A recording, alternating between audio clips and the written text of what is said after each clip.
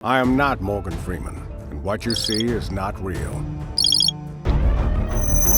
एक वीडियो में लिफ्ट का दरवाजा खुलता है और एक्ट्रेस रश्मिका मंदाना हंसते खेलते लिफ्ट में एंटर करती हैं।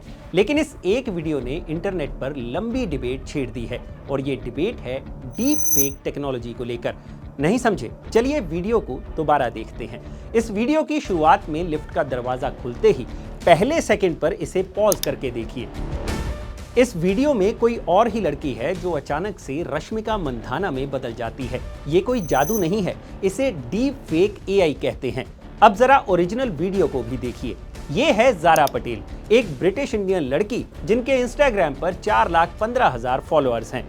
ज़ारा पटेल के ही इस वीडियो को डीप फेक की मदद से रश्मिका मंदाना के वीडियो में बदल दिया गया, जिसके बाद भारत में डीप फेक से निपटने के लिए लीगल एंड रेगुलेटरी फ्रेमवर्क बनाने की मांग खड़ी हो गई है। यहां तक कि अमिताभ बच्चन ने भी रश्मिका के इस फेक वीडियो के बाद इस पर कानूनी एक्शन लेने की बात कही है। Union minister of states for electronics and IT Rajeev Chandrasekhar ने भी अपने ट्विटर अकाउंट पर इस मुद्दे को लेकर सरकार का पक्ष रखा है।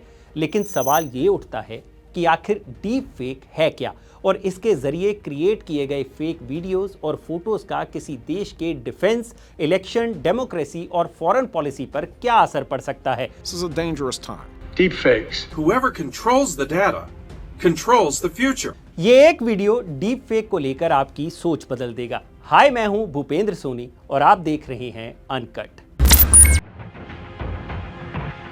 डीप फेक के बारे में जानने से पहले आपको इतिहास में चलना होगा। डीप फेक की शुरुआत हुई फोटो मैनिपुलेशन से।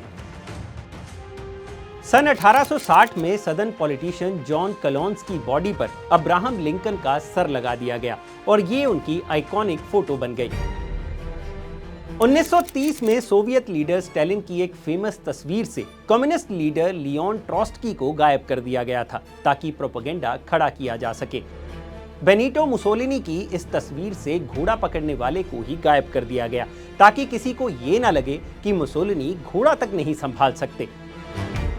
1982 में नेशनल ज्योग्राफिक मैगजीन के कवर पर गॉर्डन गैलन द्वारा ली गई गीजा के पिरामिड की तस्वीर को मैगजीन के कवर पर फिट करने के लिए दोनों पिरामिड्स को काफी नजदीक दिखाया गया था।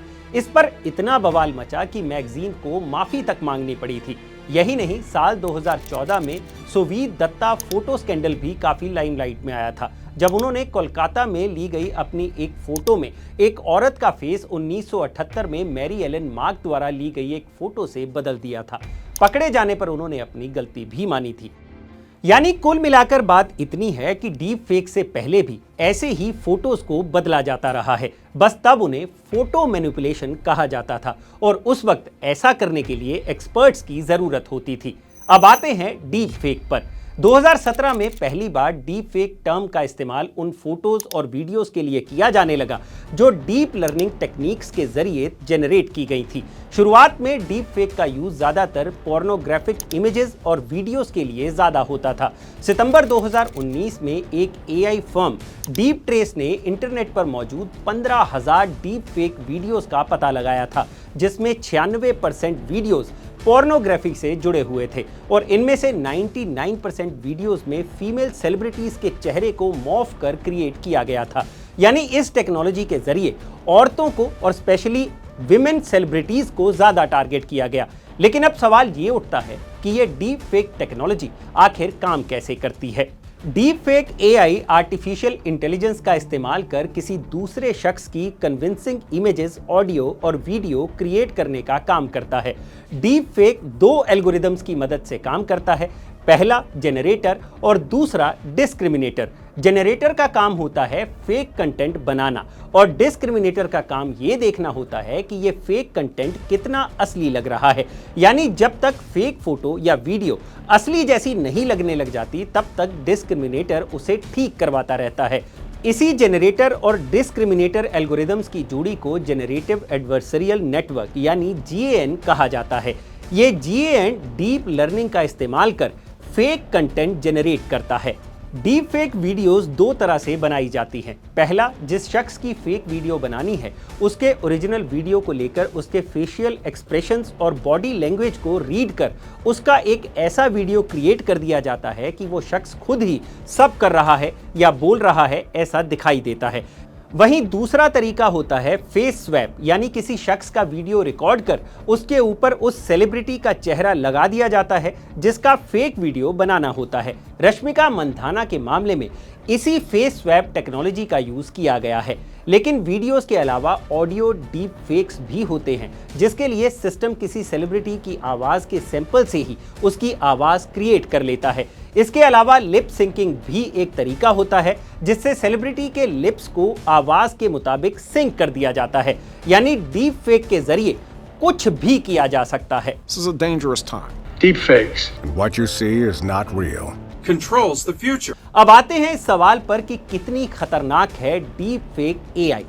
रशिया यूक्रेन वॉर के दौरान टेलीग्राम चैनल पर यूक्रेन के प्रेसिडेंट व्लादिमीर ज़ेलेंस्की का एक डीप फेक वीडियो सर्कुलेट होता है जिसमें वो अपनी सेना को सरेंडर करने के लिए कह रहे हैं।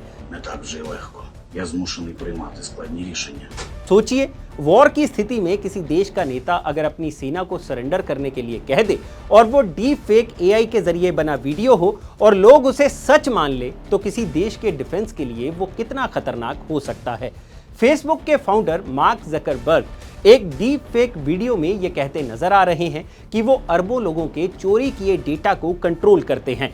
One man with total control of billions of people's stolen data, all their secrets, their lives, their futures. I owe it all to Spectre. ऐसे वीडियो से बड़े बड़े बिजनेसेस रातों रात तबाह हो सकते हैं और उनकी इंटेग्रिटी पर सवाल भी खड़े हो सकते हैं। यही नहीं, उस कंपनी के स्टॉक प्राइसेस भी प्रभावित हो सकते हैं। इलेक्शन के दौरान विरोधी पार्टियों के नेताओं के फेक वीडियो सर्कुलेट किए जाते हैं जिससे वोटर्स को उनके खिलाफ कर दिया जाता है, जिससे इलेक्शन के परिणामों को भी प्रभावित किया जा सकता है। अमेरिकन प्रेसिडेंट जो बाइडेन भी यही कह रहे हैं। AI devices are being used to deceive people. Deepfakes. 3-second recording of your voice. I've watched one of me on a couple of times. I said, when the hell did I say that? यही नहीं, deep fake के जरिए लोगों की sensitive information जैसे कि उनका bank account number या क्रेडिट कार्ड नंबर भी ऑब्टेन कर उनके साथ बैंक फ्रॉड किया जा सकता है। डीप फेक के जरिए किसी देश की फॉरेन पॉलिसी को भी डेंट किया जा सकता है। जैसे हाल ही में पुतिन का एक डीप फेक वीडियो सर्कुलेट किया जा रहा था जिसमें वो अमेरिकन डेमोक्रेसी पर हमला कर रहे थे। सोचिए, एक डीप फेक वीडियो से दो देशों के आपसी रिश्ते भी खराब हो सकते हैं।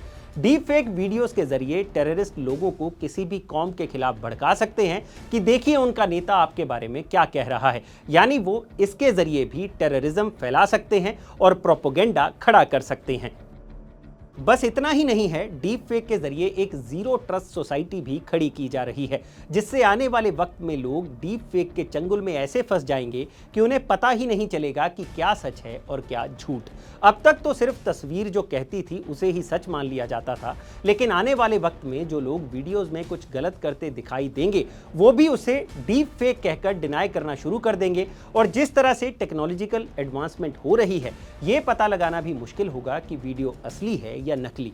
कोई वक्त था जब डीप फेक वीडियो बनाने के लिए एक्सपर्ट्स की जरूरत होती थी, लेकिन अब तो मार्केट में इतनी ऐप्स और वेबसाइट्स आ चुकी हैं जिससे एक आम शख्स भी डीप फेक वीडियो बना सकता है। यानी कुल मिलाकर बात इतनी है कि फिलहाल हम टेक्नोलॉजी से इतना घिर चुके हैं कि आने वाले वक्त में अगर कानूनी तौर पर इस पर लगाम ना लगाई गई तो ये काफी घातक भी साबित हो सकती है। तो ये जो दशकों से चला आ रहा नैरेटिव है कि तस्वीरें या वीडियो कभी झूठ नहीं बोलते, तो इस नैरेटिव को थोड़ा त्याग दीजिए। अब के बाद अगर आपकी टाइमलाइन पे कोई फोटो या वीडियो ऐसा आता है जिस पर यकीन करना थोड़ा सा मुश्किल लगता है, तो अपनी कॉमन सेंस से काम लीजिए और किसी एक्सपर्ट साइट पर उस वीडियो को वेरीफाई ज़रूर कर ले कि वो असली है या फिर नकली, तभी उस वीडियो को शेयर करिए। तो ये है डीप फेक एआई से जुड़ा हमारा पूरा एक्सप्लेनर। अगर आपको ये वीडियो पसंद आया हो तो इसे लाइक और शेयर ज़रूर करें और जानकारी से भरे ऐसे ही और वीडियोस देखने के लिए सब्सक्राइब करें हमारा चैनल अनकट। शुक्रिया।